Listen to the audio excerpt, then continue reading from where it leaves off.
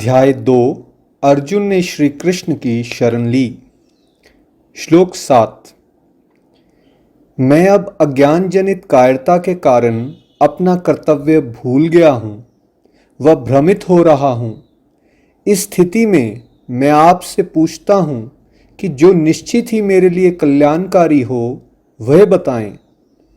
मैं आपका शिष्य व शरणागत हूँ और विनती करता हूँ कि मेरा उचित मार्गदर्शन करें।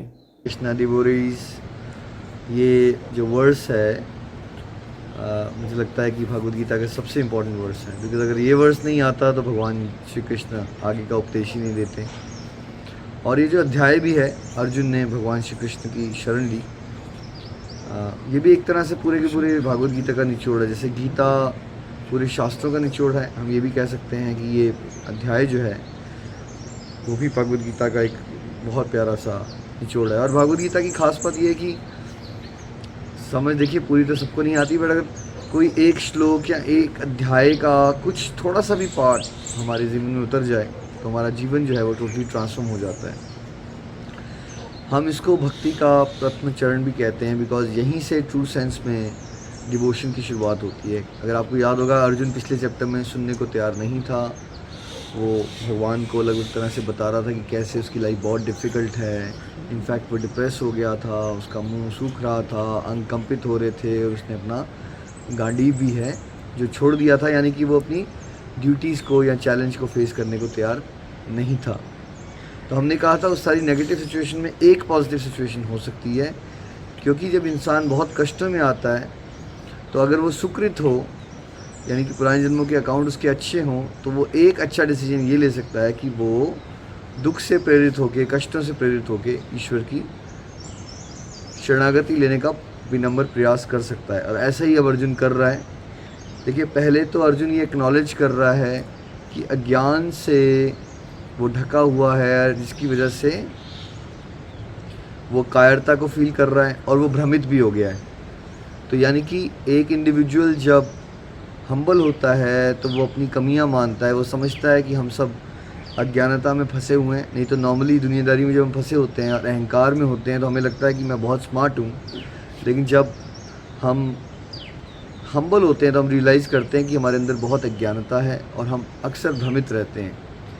सेकेंडली, वो खुद भगवान से विनती कर रहा है कि भगवान, बिकॉज मेरे को समझ नहीं आ रहा है मेरे लिए सही क्या है, गलत क्या है, यानी याचना कर रहा है वो। अब ये याचक के भाव में आ गया है। अगर आप याद करेंगे कि अध्याय 1 में वो याचक के भाव में नहीं आ रहा था, वो बस भगवान को बताना चाहता था। अब वो भगवान से गाइडेंस चाहता है। तो यहाँ से कह सकते हैं कि शरणागति की शुरुआत हुई है, बिकॉज एक जो साधक है या ये जो भक्त है, अब वो क्या कह रहा है कि भगवान, मुझे समझ ही नहीं आ रहा कि मेरे लिए सही क्या है और गलत क्या है। मुझे अपना शिष्य बना लीजिए, मुझे शरणागत कर लीजिए और मुझे कृपया बताइए कि मेरे लिए सही क्या है। और फ्रेंड्स, यही वो प्रार्थना है जो हमें रोज़ दिन में मल्टीपल टाइम्स करते रहना है, बिकॉज सच यही है कि हमें सच में ये नहीं पता होता कि हमारे लिए सही क्या है। जैसे हो सकता है आज आप डिज़ायर कर रहे हो कि आपके घर में बच्चा नहीं हो रहा तो बच्चा हो जाए, और आप मंदिर जा रहे हो, पूजा कर रहे हो, है ना, और आपको लग रहा है कि शायद वो बच्चा होने से आपकी लाइफ परफेक्ट हो जाएगी। और ये भी हो सकता है कि आपके पास कुछ साल के बाद बच्चा आ जाए, लेकिन उसको कोई डिसेबिलिटी हो या कोई इश्यू हो, और फिर आप सोचो कि मेरी लाइफ तो उस बच्चे के बिना ही अच्छी थी। तो आप पहले बच्चा नहीं हो रहा था तब भी दुखी थे, और जब बच्चा हो गया उसके बाद भी दुखी थे। तो ये एक उदाहरण है जहाँ पे हम बहुत बार बहुत सारी इच्छाएं करते हैं और हमें लगता है कि वो मेरे लिए परफेक्ट रहेगा, लेकिन वो चीज़ें पाने के बाद हम अक्सर निराश हो जाते हैं और हमें फिर लगता है कि शायद ये नहीं होता तो मेरे लिए अच्छा था। ये एक उदाहरण है, बट मैं कहना चाहता हूँ कि हमें एक्चुअली ये पता ही नहीं है कि हमारे लिए सही क्या है। तो ट्रू सेंस में ज्ञान ये है कि हम ये मान लें कि मैं अज्ञानी हूँ और हम विनम्र हो जाएं, और फिर जो हमारे बेस्ट फ्रेंड हैं परम पिता, उनको शरणागत होकर ये विनती करें कि प्रभु आप ही मेरी बुद्धि में आएँ और मेरा मार्गदर्शन करें। और इनफैक्ट ये वाला भाव अगर आप मेंटेन करोगे तो लाइफ के हर एक फील्ड में आपको भगवान अलग अलग तरह से हेल्प करेंगे। कोई आपको फ्रेंड मिल जाएगा जो आपको नया आइडिया दे के चला जाएगा। कभी आप सोते समय प्रेयर कर रहे हो तो कोई सपना ऐसा आ जाएगा जिससे आपको मार्गदर्शन मिल जाएगा।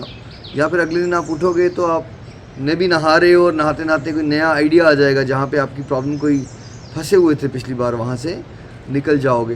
तो अलग अलग तरह से भगवान मदद करते हैं और आप इसको प्रत्यक्ष अपने जीवन में देख सकते हैं।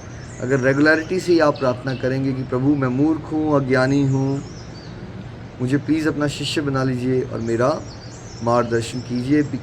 ये भाव में हमें जीवन जीना है कि मुझे पता ही नहीं है कि मेरे लिए सही क्या है, और मेरे परमेश्वर को ही पता है कि मेरे लिए बेस्ट क्या है। श्रीमद् भागवत गीता की जय।